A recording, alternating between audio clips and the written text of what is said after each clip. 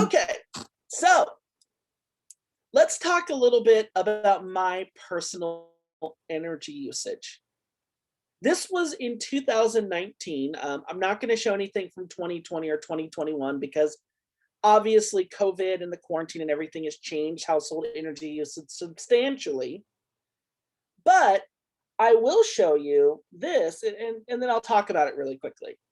So, this basically mid to late March, all the way to early April of 2019. This was my electricity period, my energy period, my billing period for this particular time period. And throughout most of the normal time, my normal time where I was going to work, coming home, going to work, coming home, this was before COVID. And so I would just do the normal, I'd go to work, teach, come home, and that was my thing. Um, you could actually see a little bit of a sway from day to day in electricity generation. Sometimes it would be as low as, actually, in one case, it was as low as 4.8 watts per meter, or sorry, 4.8 kilowatt hours used in one day, which is actually really, really, really, really good. Really, really good for a house of two. That's excellent. To as high as close to 10 kilowatt hours in a day on this particular Saturday in March. And it really does vary greatly depending on what you're doing, where you're going, if you're staying home, if you're eating out, if you're eating at home, and so on and so forth. And those all have energy footprints as well. But this over here was spring break during that time. And like many of my students, I also like to take spring break as an opportunity to get the heck out of where I'm at and go somewhere. And during this particular year, my wife and I went to Las Vegas to go visit Las Vegas for the first time ever. We've never been. So we thought, let's go check out Las Vegas. Perfect time of year. It's not too hot, not too cold. Perfect time of year to do it. And while we were gone, obviously our energy usage plunged. However, if you notice, my household still used electricity while I was gone. Now, some of that kind of makes sense. You can't turn off the refrigerator; all the food in there is going to go bad. There are some appliances that just can't really be turned off, but there's also some appliances that, even when turned off, still consume electricity. Think about your microwave. Your microwave probably has a little clock on it. That clock requires electricity to work. Think about your Blu-ray player. Your Blu-ray player or your television may have a little red dot on it. Or your computer, when it's charging, it may have like a little charging light. Or your PlayStation or your Xbox or any of those things. Even your phone may actually have like a little light blinking when it's charging. These are things that require electricity when electricity is not even in use. These are what we call vampire electricity. Vampire electricity. Vampire electricity is electricity used by an appliance when it's not even in use.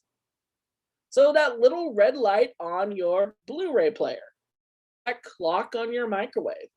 Think about this. Walk around your house or walk around your home and just identify how many objects have something in them. In fact, my computer right now, there's a little USB drive that I have that has all my lectures and stuff on it. That way, if I need to go anywhere, I can just pull it out and use it. That has this little thing that blinks on and off when it's plugged into something. Even when the computer's off, it still blinks on and off. That is vampire electricity. And that's only one example, even just in the room I'm at. I have a little fridge that over here that I actually store some of my, I collect a lot of really rare vintage beers. And it has a little light on, a little temperature light that says how cold inside the fridge. That also uses vampire electricity. just in the room that I'm sitting in right now. I know that the DVD player, or sorry, Blu-ray player out in my living room and the television out in my living room each have a little light on it that um, is on even when the TV is off. Those are examples of vampire electricity. Some of them may be way harder to just unplug it. Others of those, however, you can actually attach them all to an electricity strip, like one of those circuit breaker strips, and then just click it off when you're done. So these are small, but these can still add up. Okay, the last thing, I know that you're all excited to hear that. The last big thing I'm going to talk about are these things called direct energy and indirect energy. So take a look at whatever you're watching this on right now, whether you are watching it on a plugged in phone, like my iPhone right here, whether you are watching this on a computer, like I'm recording it on right now, or on a TV or anything like that. Let me ask you something. What kind of energy is your TV or your iPhone or your computer? What kind of energy is it using right now? It's probably using electricity that's plugged in somewhere. That is what is referred to as direct energy. That is the energy that is required to run it. That is the energy that's required to run something. Such as the gas in your car. That's direct energy. That is energy that your car uses to function. The electricity plugged in here, the charge on your cell phone, those are all direct energy usage. But now let's actually think about the actual thing that you're watching this on. How much energy do you think it took to make this thing? If it's an iPhone, how much energy do you think it took to make that iPhone? If it's a computer, how much energy do you think it takes to make that computer? If it's a car, how much energy do you think it takes to make that car? Think about all the things that go into making these products. The mining of materials, the designing of the actual blueprint, all of the electricity that goes into lighting offices and holding meetings and conferences and stuff like that to actually develop and design the product. Then all of the energy that goes into mining the materials and manufacturing all the individual components. And then the energy that goes into putting all those components together to get you the finalized product. And then all of the energy that it actually takes to take that product from its factory and to put it into the store, and then the energy that it takes to go from that store to your home. That is all indirect energy. The energy that it actually takes to design, manufacture, and distribute, ship, and so on, an object. Well, your computer, I mean, think about how fancy your computer is. Think about some of the parts that are inside your computer. Like right now, as we're speaking, or your phone, there is gold in there. There is silicon in there. There is copper in there. There are some pretty hard to get materials that you can't just find anywhere. You actually have to mine them. There's also materials that need to be synthetically made, different plastics, different fiberglass, and so on. Those need to actually be developed via heating stuff. Well, first you got to get that stuff, then you got to heat it up. That takes a lot of energy. All the things that go into the blueprints of even designing the item. A lot of energy that goes into that. So your computer actually uses up way more energy in its design and transporting process than you will ever use running it.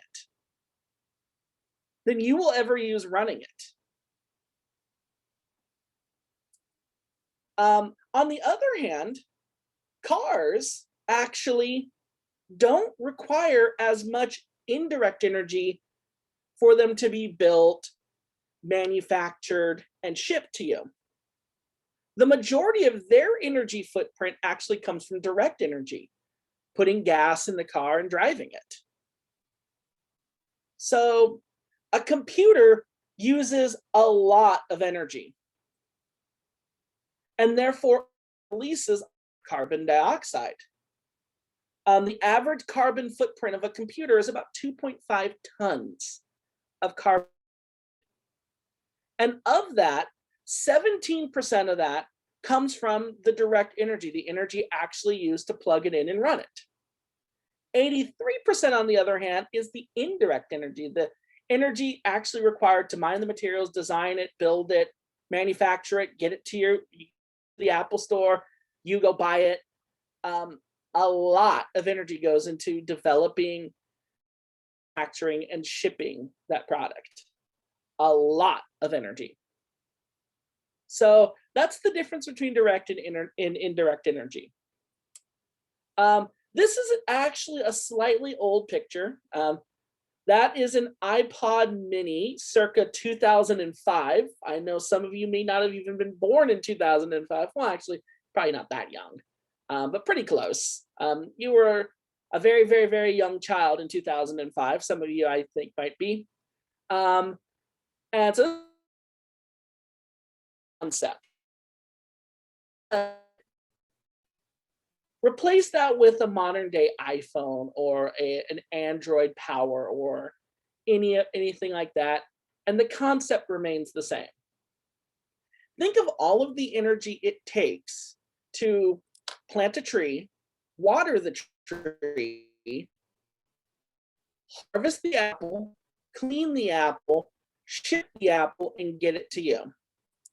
If it takes approximately one apple's worth of energy to make a single apple, your iPod or your iPhone can take, depending on the make, depending on the model, depending on the size, anywhere between 100 to 500 apples worth of energy to just be created and just be put in your lap.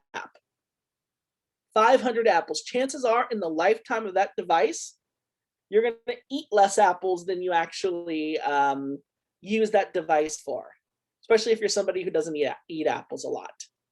My island on Animal Crossing is oranges, so I eat oranges. But the concept is a lot of energy goes into building these things, and that is what's called indirect energy. All right, last thing I'll talk about, the wrap up of all of this. Why should we reduce energy usage, and what are some things that you can actually do? One thing you can actually do is wear layers to use less space heating. Maybe sleeping in the buff in the wintertime is not as good an idea. Maybe keep your socks on when you come home. Don't take them off yet. Maybe if you wear a tank top under your shirt, don't take your shirt off until maybe you're ready to go to sleep. Use a blanket at night instead of a sheet like I usually do in the summertime. Turn off lights when leaving a room. Every time I do the lifestyle project that I assign in this class, I actually turn off. That's one of my big energy reductions, is simply turning off lights when leaving a room. Switching to environmentally friendly light bulbs. They last a lot longer, which also means a lower indirect energy footprint, and they actually use a lot less energy. You unplug less used appliances to reduce vampire electricity, or for those things that you really don't need a light for, those things that you can unplug and it's not going to damage it or anything, simply attach it to a strip and then click that strip off. Many houses even have switches that will actually deactivate an outlet. You could use that. Substituting air conditioning with fan and open windows. Again, some of this depends on how hot it is and what your comfort level is. I tend to tell people, be realistic about that. If it's 95 degrees outside, a fan and an open window might not be enough. But if it's 70 or 75 degrees outside, that might be plenty. So doing that. If you have a yard and are able to do this, allowing your clothes to dry outside. not only will that actually use less energy, but that's even better for your clothes. Many clothes shrink in dryers or actually get damaged in dryers or get faded because of dryers. So that's another thing that you can do. Other things that you can consider, some of the objects that you have, such as your eye, it takes a lot of indirect energy to make this thing. It takes a lot of indirect energy. It takes way more indirect energy to use this thing than it actually takes direct energy to use it. So maybe not upgrading every single year when the new iPhone comes out, maybe putting off the upgrade for 6 months or for a year, using this for as long as possible. That is something that can greatly reduce your carbon footprint. There's actually a video gentleman named Adam Conover, and he basically tells people, probably don't go out and buy a Tesla right now and dump out your old car. Instead, try to get as much out of your car as possible. That reduces the demand for those products, which then reduces the indirect energy required to build them. Now, I'm sure Apple doesn't want you to do that because that kind of hurts their profits, but it also improves your carbon footprint. Reasons to reduce energy usage include things such as reducing the use of fossil fuels, reducing greenhouse gas emissions, improving air quality, and a big one is actually reducing reliance on foreign oil. We get a lot of our oil imported from other countries. Now, this may blow your mind. Most people here in the United States kind of have this stereotype that most of our oil comes from the Middle East. Those Saudis or those Iraqis, that's where we get our oil from. Believe it or not, that's actually not true. And I'm going to talk about that in a second, and then save money. So believe it or not, we actually do not get the bulk of our oil from the Middle East. We actually get the bulk of our oil from right here in the Americas. We get most of our oil from Canada. Yeah, we get most of our oil from Canada. We get about 3.5 times less oil from Arabia, then a little less from Mexico, and then a little less from Venezuela, and then a little less after that from Iraq. So our oil actually comes from Canada and then other Central and South American countries. So we don't actually get most of our oil from the Middle East. We do get some of it, and so it does have some implications, and obviously removing that from our energy reliance could cause problems in the short term. But if we can reduce our dependence on it, that would be really good. Now, that being said, there are a lot of powers that be that benefit from this system. And so it's one of the reasons why we haven't really cut our reliance on foreign oil from others. And then the final thing I'm going to mention is what states are the most energy efficient. So every single year, the American Council for Energy Efficient Economy, or the ACEEE, release a report that actually ranks energy efficiency. And these rankings take a few things into account. They take policies and programs into account, and these policies and programs are things that are designed to improve energy efficiency. Things such as incentives for using Energy Star appliances, or when you do buy a car, tax incentives for buying a hybrid car or for buying an electric car. Or these include things such as cap and trade programs for industry. We'll talk about what those are in a few modules. And so these are some of the things that we actually use to rank energy efficiency.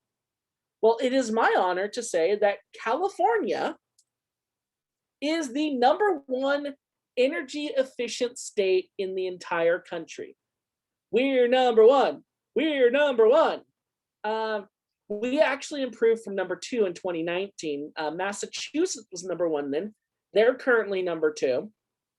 Um, but this actually shows you where the most energy efficient states are, the states that have programs that push for energy efficiency versus the states that not quite. And yeah, we here in California, we are actually a very energy efficient state. Yay!